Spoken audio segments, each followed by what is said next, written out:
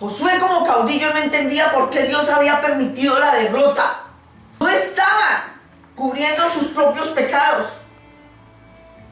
Solo estaba haciendo lo que el Señor le había ordenado que hiciera. Josué no vivía en adulterio. Josué no había robado dinero a nadie. Josué no andaba en orgías ni borracheras. Sin embargo, no experimentaba victoria sino derrota. Quizá usted esté como Josué, haciendo lo que debe, pero fracasando. Tal vez Dios le haya dado claramente una luz verde para seguir adelante en lo que sabe que es la voluntad de Él para su vida. Es decir, usted está obedeciéndolo y está haciendo las cosas bien. Sin embargo, todo en su entorno puede estar fracasando. ¿Por qué? Tal vez haya pecado en el campamento. La desobediencia le abre la puerta a la destrucción. ¿Por qué pasó esto? La desobediencia le abre la puerta a la destrucción. Y debemos destruir las cosas que deben ser destruidas. Las cosas, escúchenme, no las personas. Sí, soy clara. Debemos destruir las cosas que deben ser destruidas.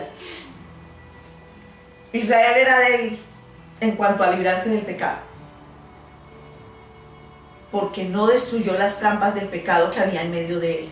Su debilidad y codicia lo hicieron digno de destrucción. Dios no permanece con aquellos que no destruyen las cosas de su vida que están destinadas a la destrucción. Él dice: no voy a seguir contigo a menos que destruyas los ídolos que te quedan. Cristianos de los cuales el Señor parece haber quitado su mano. Y entonces preguntamos: ¿pero dónde está la bendición? ¿Dónde está el temor de Dios? Y este estado no aparece en un instante, les digo. Algunas veces hacen falta años para apagar al espíritu. Tal vez hagan falta años para contaminar la mente o llenar los ojos de codicia. Todo comienza y termina. No olviden. Todo comienza y termina. Todo tiene un comienzo y tiene un final. Con la gratificación de la carne por encima del Espíritu Santo, si seguimos alimentando a la carne, llegaremos a un punto en el que el Señor nos dirá: no voy a seguir contigo, a menos que destruyas cuanto haya junto a ti que deba ser destruido. ¿Saben lo que me ha ministrado a mí esta enseñanza? Vuelvo y lo repito. Estas enseñanzas de un corazón alineado al Espíritu Santo me las dio el Señor hace un año, que hasta ahora las estoy trayendo. Pero tengo la seguridad, la certeza me la dio esta semana. Le puso un sello indeleble. Eran para este tiempo. Eran para este tiempo. Eran para este tiempo. Ustedes necesitan escuchar esto. Amén. Y necesitamos que el Señor alinee nuestro corazón. Amén. Una mujer cristiana que en algún momento de su vida de casada le había sido infiel a su esposo con una relación extramatrimonial. Esta mujer recibió como regalo de su amante un collar de oro. La relación inmoral terminó, pero ella se quedó con el regalo, con el collar. Al fin y al cabo, era una joya valiosa. Todos los domingos, ella asistía a la iglesia con su esposo, porque ese hogar fue restaurado. El esposo la perdonó.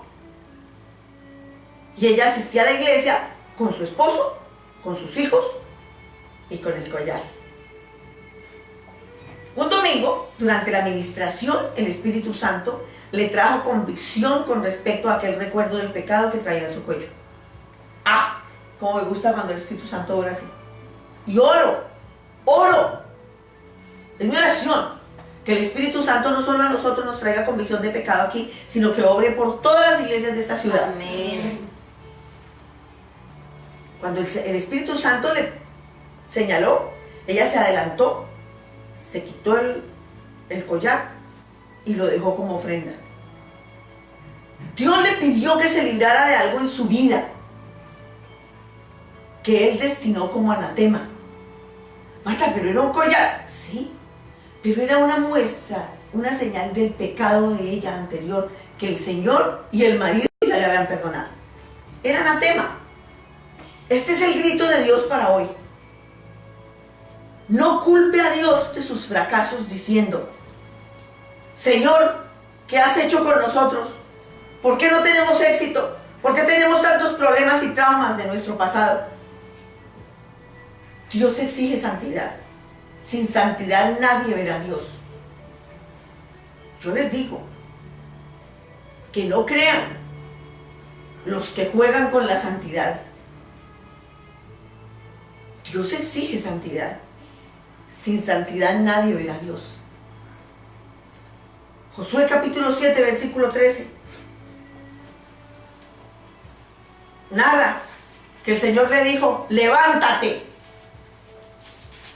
santifica al pueblo y di: santificados para mañana. ¿Para cuándo? Para mañana. Amén. Porque Jehová, el Dios de Israel, dice así: anatema hay en medio de ti, Israel. No podrás hacer frente a tus enemigos hasta que hayáis quitado el anatema de en medio de vosotros. No podemos hacer frente a nuestro archienemigo mientras haya anatema, mientras haya pecado escondido en nuestro campamento. La solución que Dios ofreció fue que el pueblo se consagrara. De ninguna manera podría ganar la batalla que había en su vida si primero no habían identificado y desechado sus ídolos personales. Un pastor ministraba en una conferencia en Sydney, Australia. Mientras él ministraba en un auditorio, en la ciudad se llevaba a cabo el Gay Parade. Las calles estaban llenas de miles de homosexuales. Durante la reunión, el Señor le dio una fuerte palabra profética a este pastor. Y la profecía decía, ustedes ya conocen las profecías del Señor, ¿verdad? Esto no es nuevo para nosotros, lo que les voy a narrar, les estoy narrando, porque ustedes aquí lo han vivido. Amén. Aquí lo vivimos. Amén. Así, él estaba predicando y el Espíritu Santo vino y dio esta profecía. Lo que está sucediendo en las calles de su ciudad es abominación para mí, les dijo. Ese gay parade es abominación para mí. Pero es mayor abominación ante mí el pecado de mi pueblo. O sea, ellos allá afuera no son mi pueblo. Es más abominable lo que hace mi pueblo, que ha permitido que brote el árbol de injusticia en su ciudad. Para Dios la injusticia, dejar brotar la injusticia en la ciudad, es el no dolor por las almas. Y si a usted no le duelen las almas, le digo, esta profecía también le tiene que tocar. Siguió el Señor diciendo: este árbol de injusticia está creciendo. Ha crecido tanto que ya no se puede cortar con un hacha. Se ha hecho tan grande que no se puede cortar con una sola sierra. La única forma de echar abajo ese árbol de injusticia que hay en su ciudad es matarlo de hambre. Es matarlo de hambre, negándole los nutrientes con los que se alimenta. ¿Saben con qué se alimentaba ese árbol? Con los pecados de mi pueblo, dijo el Señor. O sea, no eran los pecados de los de afuera. El árbol de injusticia que no se podía derribar estaba siendo alimentado con los pecados de los que estaban ahí, de la iglesia. Eso me recuerda mucho que cuando el Señor empezó a usarme y yo no comprendía muchas cosas. Yo era diaconisa. Un día me ponían en la puerta, otro domingo me ponían en otro lugar y me habían puesto atrás para acomodar a las personas y ayudar a las personas.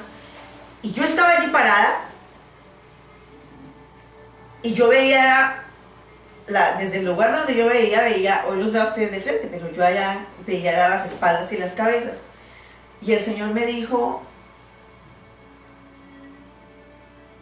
el demonio de la carne. Yo no entendía qué era. Yo dije, ¿qué es lo que estoy pensando? Yo mejor lo escucho al pastor.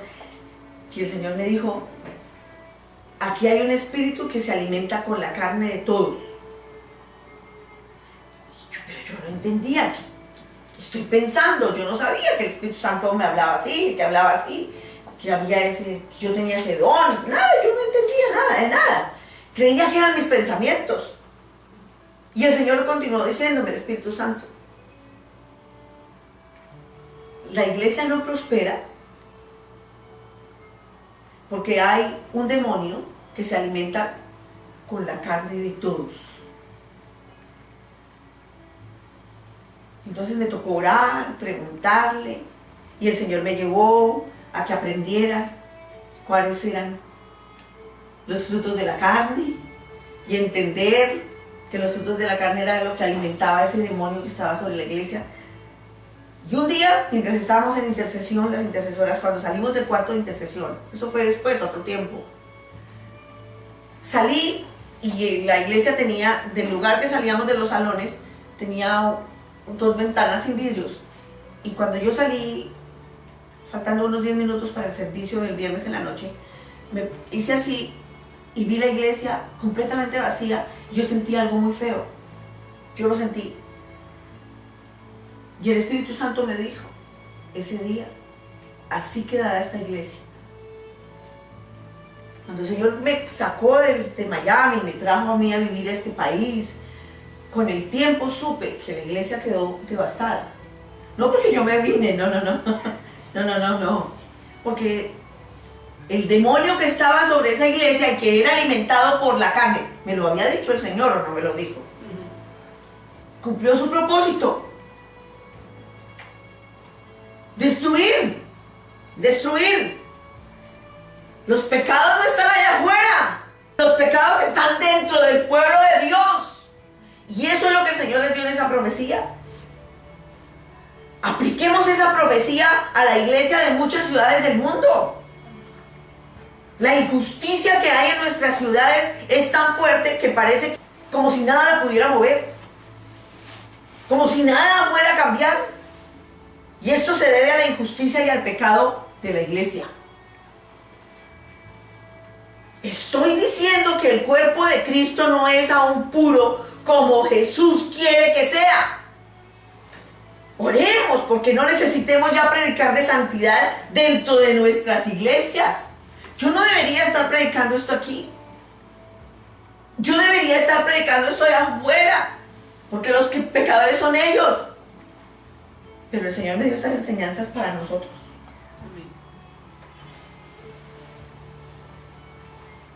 Yo oro y ustedes oren porque le prediquemos a los que se hallan en las calles, en los estadios, a los que nunca han oído el Evangelio, a los no creyentes, porque la iglesia ya ha obedecido. El Señor está preparando su novia, su iglesia. Esa novia llevará un vestido sin mancha ni arruga. Y el Espíritu Santo está limpiando las pocas manchas que quedan de pecado en la iglesia. Así que quite usted mismo las manchas de pecado de su vida. Las iglesias se han olvidado de la unidad, de la visión, y se dedicaron a hacer crecer su propio ministerio, su propia iglesia.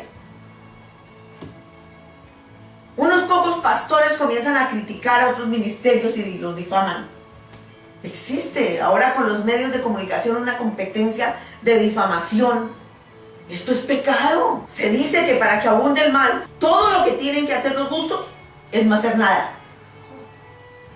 Así permitimos que un árbol de injusticia crezca en nuestras ciudades. Si no hacemos nada, permitimos que un árbol de injusticia crezca en nuestras ciudades. Y tenemos que mantenernos unidos contra el enemigo. Eso es lo que no hemos entendido las iglesias de Cristo. No hemos entendido los cristianos eso. Que tenemos que mantenernos unidos contra el enemigo. Cuando yo llegué a esta ciudad y empecé a predicar, hacía reuniones, venía tanta gente. Venía gente enviada por pastores de otras iglesias. Supe de uno que predicaba contra mí porque me maquillaba. Me lo encontré en un concierto de Danilo Montero en Toronto. Estaba este pastor con su esposa y una hija. Y lo fui a saludar. Y la forma como me miró, con un desprecio de la cabeza a los pies, y miró a la esposa y se burlaron de mí en mi cara. Le hizo... Un pastor, un líder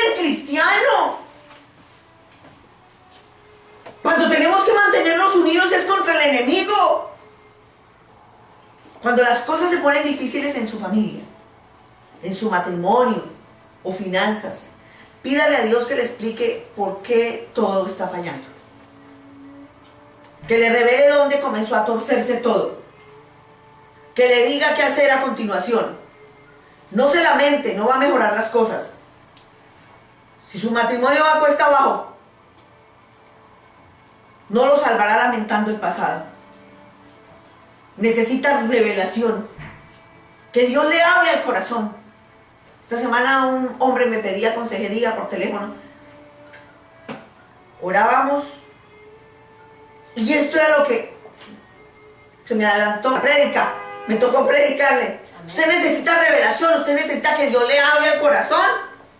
Si está a punto de abandonar la iglesia, su profesión, su ministerio, su vida de oración, cualquier otro aspecto de su vida, necesita revelación. Amén. Que el Espíritu Santo hable a su corazón y le dé una palabra de esperanza. Amén.